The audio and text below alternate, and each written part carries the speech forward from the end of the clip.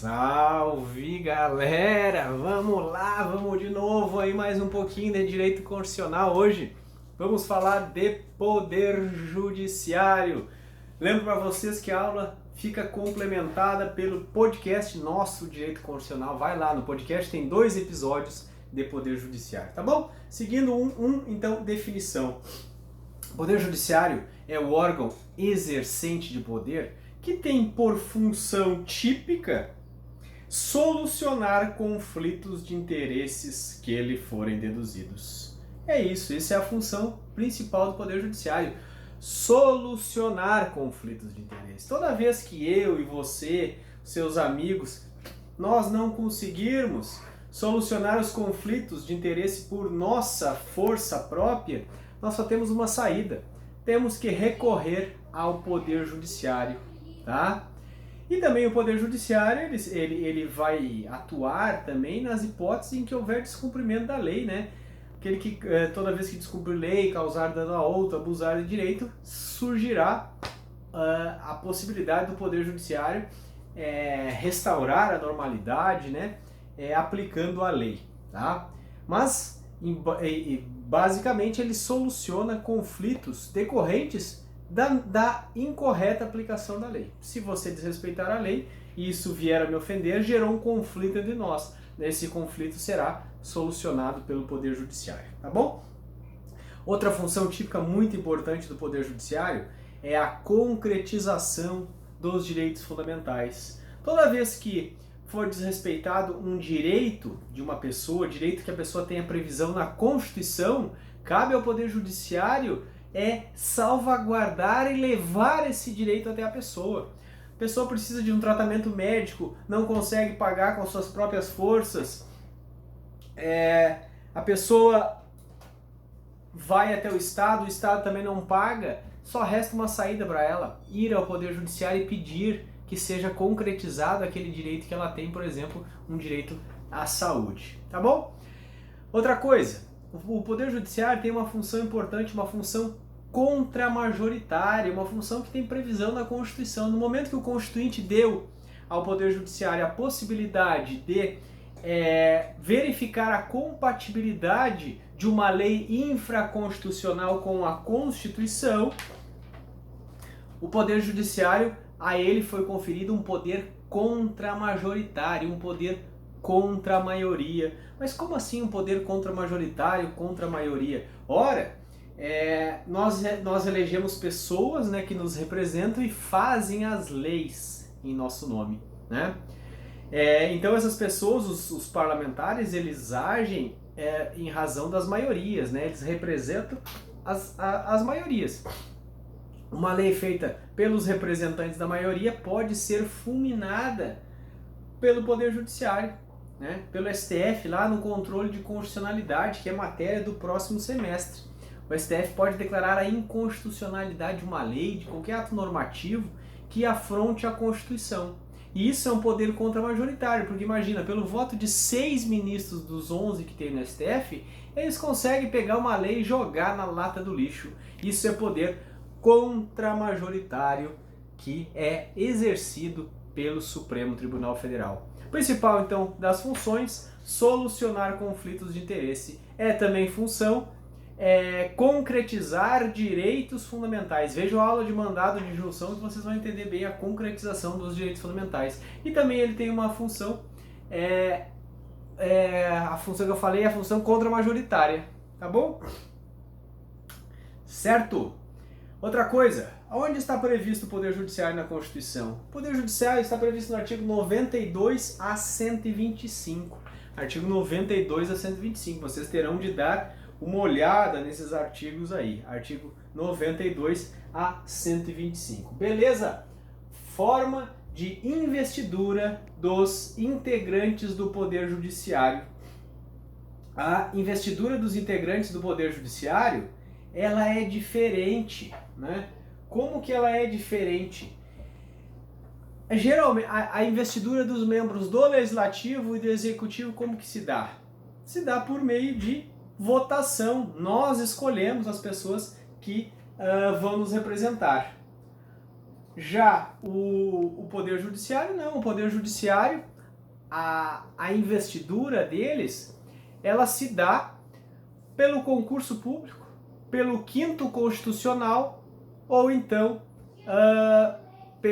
parece que está travando aqui, pelo 5º Constitucional ou pelas indicações do Presidente da República. Alô, voltou, acho, né? Tá? Beleza? Então, formas de investidura. Vou dar uma pausa aqui que está travando.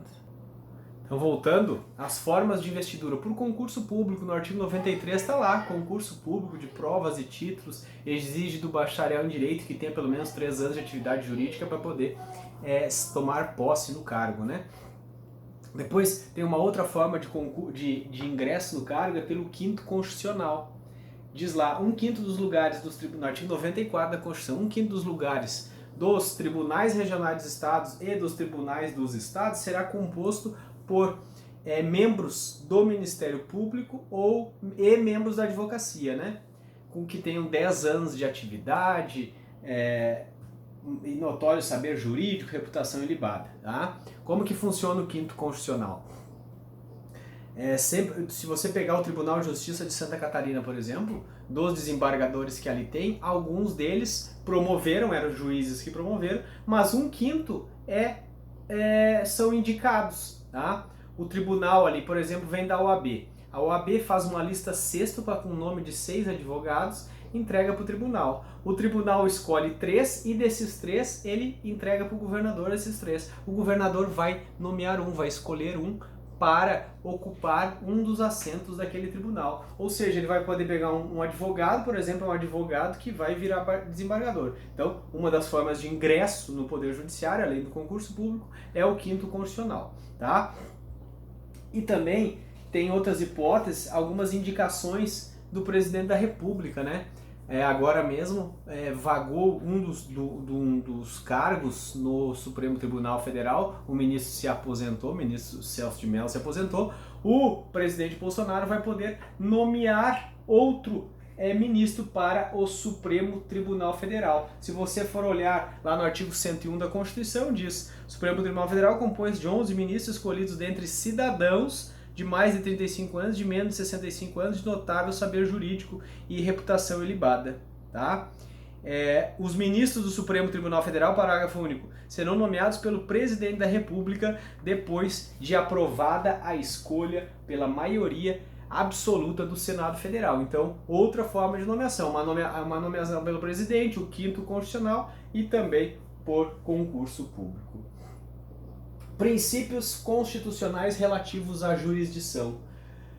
Diversos princípios: inafastabilidade, inércia, princípio do devido processo legal, substitutividade, contraditória e ampla defesa, princípio do juiz natural, princípio da gratuidade, duplo grau de jurisdição e publicidade. Tá? Vou começar aqui primeiro pela inafastabilidade da jurisdição. O princípio da inafastabilidade da jurisdição, ele está previsto no artigo 5º 35 da Constituição. Tá? Diz o quê? É inafastável, não poderá a lei excluir da apreciação do Poder Judiciário lesão ou ameaça de lesão a direito. Ou seja, não pode vir uma lei e dizer assim, certa situação você não pode levar ao Poder Judiciário. Né? Não, a lei não tem essa possibilidade de fazer isso. Tá? O único que pode excluir da apreciação do Poder Judiciário é a própria Constituição. Lá no artigo 217 ele excluiu da apreciação do Poder Judiciário aquelas causas relativas ao esporte, tá? Que devem ser tratadas inicialmente na justiça desportiva. Depois um outro princípio, o princípio da inércia da jurisdição. O juiz é aquele cara que fica mais paradão, ele fica esperando, ele não pode agir de ofício para prestar a jurisdição. Ele não vai prestar a jurisdição de ofício, ele não vai dizer o direito se ninguém pedir. Se ninguém pedir, ele vai ficar quieto. Tá? O princípio da inércia da jurisdição, ele decorre do princípio da igualdade ou da isonomia que está ali no artigo 2º da Constituição. Né? Artigo 1º, homens e mulheres são iguais em direitos e obrigações. Né? Lá no artigo 5º caput também, todos são iguais perante a lei. Então, o princípio da inércia da jurisdição justamente para garantir a igualdade entre as pessoas, a isonomia entre as pessoas. Se não forem pedir, para o Poder Judiciário ele não irá julgar. Por quê? Porque ele fica inerte, ele fica equidistante das partes, né? A inércia dele é para manter, para garantir, na verdade, um outro princípio, o princípio da imparcialidade da jurisdição. A jurisdição é imparcial, né? Se ele der início à jurisdição de ofício, ele muito provavelmente já estará com algum juízo de valor pronto, ele já está pendendo para alguns lados. Então, para evitar que o juiz seja parcial, a jurisdição é inerte, ela fica parada esperando. Princípio do devido processo legal. Ninguém será tolhido, retirado os bens das pessoas, nem a liberdade da pessoa, senão por o devido processo legal. O princípio do devido processo legal está no artigo 5º, inciso 44 da Constituição, devido processo legal, né? O processo justo, com regras pré-estabelecidas, que as partes tenham a mesma igualdade dentro do processo, isso é o devido processo legal. Ninguém vai tirar seus bens nem a sua liberdade, senão depois de um processo, tá? Princípio da substitutividade, ou na verdade aqui tem o princípio da substitutividade e o princípio da definitividade. Ou seja, uma vez que você levar o seu conflito para o Poder Judiciário apreciar, ele vai substituir a tua vontade e a vontade do teu opositor, do teu concorrente naquele processo, pela vontade da jurisdição. Isso é o princípio da substitutividade. O juiz substitui a vontade das partes pela vontade dele. E o detalhe, a vontade dele tem força de definitiva, ela gera uma segurança entre as partes. Ela, no momento que julgou e você transcorreu, apresentou todos os recursos ou perdeu o prazo, aquilo ali vai transitar em julgado, vai virar definitivo, né? Ele busca dar segurança jurídica. Julgou, aquilo ali não se fala mais, tá? Então, o princípio da substitutividade, o juiz substitui a vontade das partes pela vontade da jurisdição, e essa substituição, ela é definitiva, tá bom? Inércia e inafastabilidade, princípio do contraditório e princípio da ampla defesa, artigo 5º, 55 da Constituição. A todos será garantido dentro do processo o contraditório e a ampla defesa. Como assim? Você está participando do processo, você tem direito de contraditar, de impugnar, de se voltar contra tudo aquilo que a outra parte trouxer. É o princípio do contraditório. E também, o juiz não pode julgar sem você se manifestar com relação ao ele pegar um dos fundamentos da parte, uma prova trazida de uma parte, julgar com base naquilo ali, sem dar uma oportunidade para você falar sobre aquilo ali. Não, você tem direito de contraditar tudo. E ampla defesa, o direito de recorrer, de levar isso para outro nível de jurisdição, né? De se utilizar de todos os recursos possíveis. Então a defesa é ampla, de todos os recursos e todos os instrumentos dentro do processo que a lei lhe faculta, você tem o direito de usar. Princípio do contraditório e da ampla defesa. Depois, princípio do juiz natural, artigo 5º, inciso 37 da Constituição e inciso 53. O que é o juiz natural? Para cada processo já vai ter um juiz pronto, definido previamente ao fato. Tá? Se você praticar um crime na cidade, você já sabe, antes de praticar o crime, vou praticar o crime tal. Quem é que vai me julgar? Vai ser o juiz tal, porque ele é o juiz criminal da cidade. Né? Se eu ofender uma pessoa e tiver que pagar alguma indenização para ela, você já sabe também que é o juiz natural. Para cada caso que exista, já tem um juízo previamente estabelecido. Inclusive, se vocês lá no âmbito internacional, quem acompanhou ali a palestra do professor Gustavo Junqueira, né, ele falou do Tribunal Penal Internacional. O Tribunal Penal Internacional foi criado justamente para garantir o princípio do juiz natural. Porque toda vez que acontecia algo que ultrajava a humanidade, criava-se um tribunal depois para julgar aqueles fatos. Isso é um tribunal de exceção e é vedado o tribunal de exceção. Tá? O Tribunal Penal Internacional agora, ele está previsto, ele está criado. Acontecendo um fato, já vai ter um tribunal. Esses crimes contra a humanidade, crimes de guerra, acontecendo qualquer fato desses, já vai ter um tribunal pronto. Não vai precisar se criar um tribunal. Antes estava se ferindo um direito, né? Que na verdade é um direito humano, de você não ser julgado pelo juiz que já estava previsto ele antes da prática do crime. É o princípio do juiz natural, né? O princípio que veda também o juiz de exceção, o juiz de encomenda. Não. O seu fato será julgado por um juiz conforme uma lei de organização judiciária que já está previamente estabelecida. Juiz natural, gratuidade. Será gratuita, os processos não terão custas, os processos cujas partes forem hipossuficientes, não tiverem condições de arcar com os custos daquela demanda sem comprometer o prejuízo da sua família, sem comprometer o prejuízo próprio, do sustento próprio, tá? Gratuidade da jurisdição. Não confundir gratuidade da jurisdição com assistência judiciária gratuita. Assistência judiciária gratuita é o Estado, é o advogado pago pelo Estado, é o defensor público, né? Para as pessoas também que não têm condições. Mas são duas coisas. Uma coisa é um advogado, assistência judiciária gratuita, e outra coisa é a justiça gratuita, que a justiça gratuita você não paga taxas. Agora, assistência judiciária gratuita você não paga o advogado. Isso serve para as pessoas que não têm condições de arcar sem o comprometo do sustento de suas famílias, tá? Então tem uma lei de assistência judiciária que você vai ver e tem também a lei que trata da gratuidade da justiça, que também o Código de Processo Civil também fala, tá bom? Duplo grau de jurisdição. O duplo grau de jurisdição ele é um princípio que não está estabelecido expressamente na Constituição. Sobre o duplo grau de jurisdição, ele decorre o quê?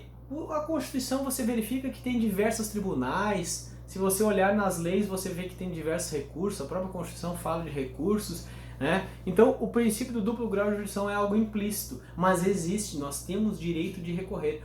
Porque o ser humano é falho, todo mundo pode errar, o juiz pode errar no julgamento da sua causa. Então, você tem direito, em razão da falibilidade humana e da própria estrutura que foi estabelecida na Constituição, você consegue extrair daí que existe um direito de levar o seu caso para uma segunda instância, para um segundo julgamento. Duplo grau de jurisdição. Publicidade. Os atos do Poder Judiciário são públicos, os processos são públicos, salvo se dentro daquele processo tenha algum segredo de justiça, algo que diz respeito à intimidade e à vida privada das pessoas. Daí o processo não será público. Mas de resto, se não estiver dentro, se não se tratar o processo de questões que digam respeito à intimidade e à vida privada das pessoas, todos os atos do Poder Judiciário são públicos e precisam suas decisões serem motivadas, princípio da motivação da decisão judicial. Isso tudo está no artigo 93. Beleza? Já voltamos.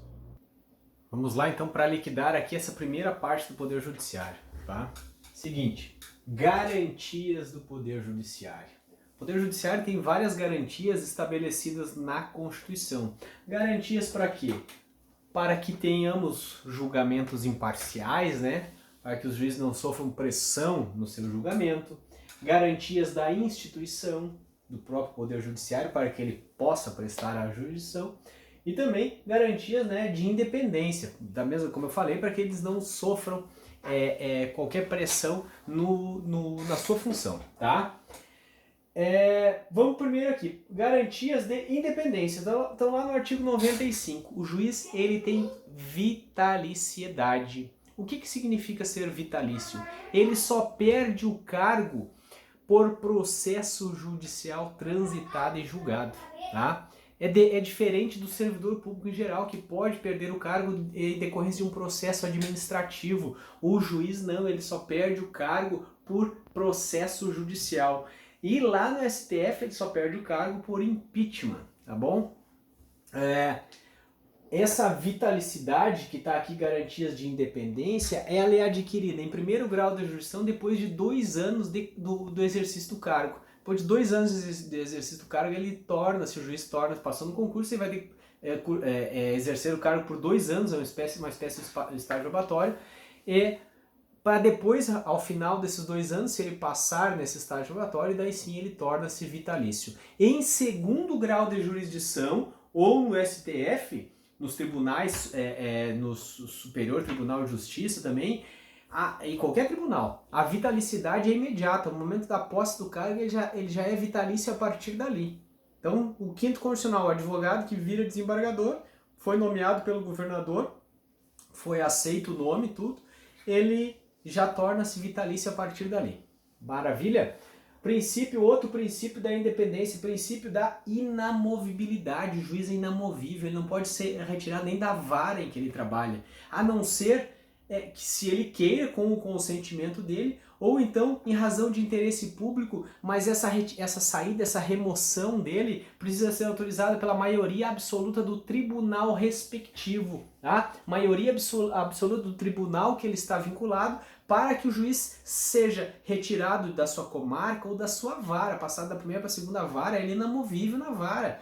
Isso é uma garantia de independência do juiz. Tá? Ele não vai sofrer nenhum tipo de ameaça, nenhum tipo de pressão de remoção para julgamento, não, ele não sofre nada disso. Então, ele é vitalício, ele não vai sofrer ameaça no cargo dele, a não ser por um processo judicial. A pena máxima do juiz dentro do processo administrativo é a aposentadoria voluntária. Tá? Essa é a pena máxima que ele tem. Mas ele pode perder o cargo? Pode perder o cargo, mas daí depende de uma ação judicial. O Ministério Público teria que ajuizar uma ação de perda de cargo. Tá? Porque no âmbito administrativo a pena máxima para o juiz é a aposentadoria compulsória ali, né? E vai com proventos proporcionais. Para o servidor público normal, a pena máxima dentro do processo administrativo é a demissão a bem de serviço público, tá?